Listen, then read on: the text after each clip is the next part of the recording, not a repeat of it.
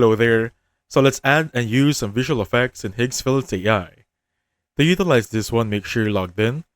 And then on the upper right corner, there should be create option. Hover your mouse and you're going to see video. Click on that one. In here on the left side, you're going to have a few options. Choose first the image that you want to add some visual effects with. I'm going to choose this one, a robot I got from Pixabay.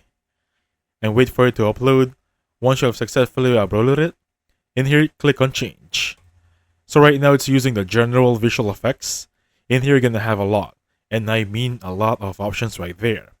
Starting from set on fire, thunder god, turning metal, static, inner light, handheld, and so much more. Even the earth zoom out is gonna be here. Now just click on one, choose one right there, and then type in the prompt that really supports that one you want to see. For example, right here, a red robot, zoomed out earth. Easy as that.